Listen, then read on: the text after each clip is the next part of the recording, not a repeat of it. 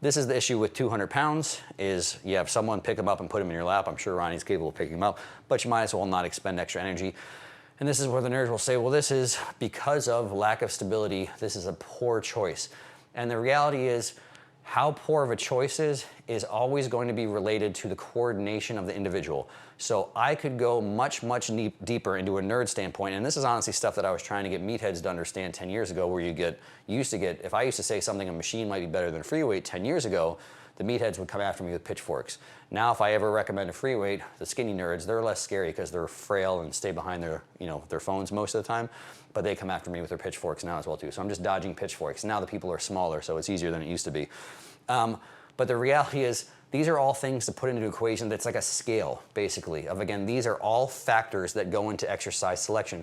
So something being more stable doesn't definitively make that better for an individual. If someone's coordination is so high, when you watch Ronnie do these, I could literally take out, if we want to get really fancy, I'm not going to make Trevor work this hard, but if I could take the dumbbells out, like we digitally remove the dumbbells, and you look at his arms and his hand position, we could superimpose him in a Smith machine, and I guarantee he's in the exact same plane of motion. His arms don't deviate more than they would in the Smith machine. What does that mean?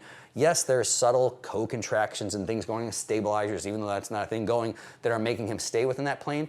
But if that hand deviates hardly at all from like that center of gravity, just maintaining that over his elbow and maintaining that plane, it's not very taxing for him to do. So all that being said, you'll get nerds that just anytime somebody grabs a dumbbell, they want to say it's inefficient because of lack of stability or whatever, and it might not be as big of a factor as it is for them as it is for you. And all that being said, it's almost a wash in my opinion. I totally understand there's also massive people who look at people like Jordan Peters or nerd. But anyway, if you look at the way he does stuff, he does almost no pressing with these because he's one of the strongest pressers in the entire universe, and he has a great argument for it. He doesn't want to have to pick up 200-pound dumbbells. It's a whole lot of energy expenditure. It's a pain in the butt, and he can get a lot more force production with less having things to stabilize and less to manage.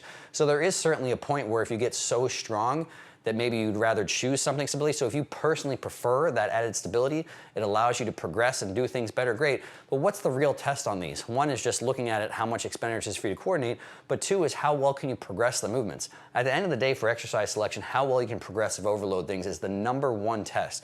So if it's something where it's, again, you're trying to grow a body part doing clean and jerk, one, it's just so much force distributed everywhere, but two, there's such a skill component. Like what prevents some people from clean and jerking as much as other people is this crazy skill, and it's not a very good exercise of progressive overload, especially for a specific body part. If you're Ronnie and you've managed to get up to 200 pounds, the lack of stability is not creating a big limiting factor for him to be able to progressive overload, right? So that's just one factor that kind of bothers me now. And then the other thing too is then you get people feeling like they have these inferior workouts because they don't have access to good machines. So what if they don't have a good pressing machine? What if everyone, I've made videos where prime are some of the best pressing movements. Yes, on paper they may be great, but it's like this much when you're looking at the whole big picture of how can I get huge. So if you're in a gym like Metroflex, where the main thing to train chest with is heavy ass dumbbells and bars, you can obviously get very large doing that. You don't have to have these great machines that are fixed and converging and have adjustable profiles. So either way, machines, free weights, and then the thing that's funny about that as well too is we actually have research, not that we need it, that shows no difference in development between the two, right? So people have used this study. There's a study now that I don't care about because I don't care about studies, but I'll make it for the point for the nerds that do care about studies. There's a study now that says there's no difference between the amount of growth you get between machines and free weights. And the nerds are using that to justify, hey, look, we've been saying it all along, machines are as good as free weights. Actually neglecting the fact that, look at, hey, free weights are still just as good as machines. That study doesn't show that, oh my gosh, because machines are so superior stable, you grow 8,000% more muscle. No, the study showed that growth is roughly the same. So anyway, a little bit of a rant.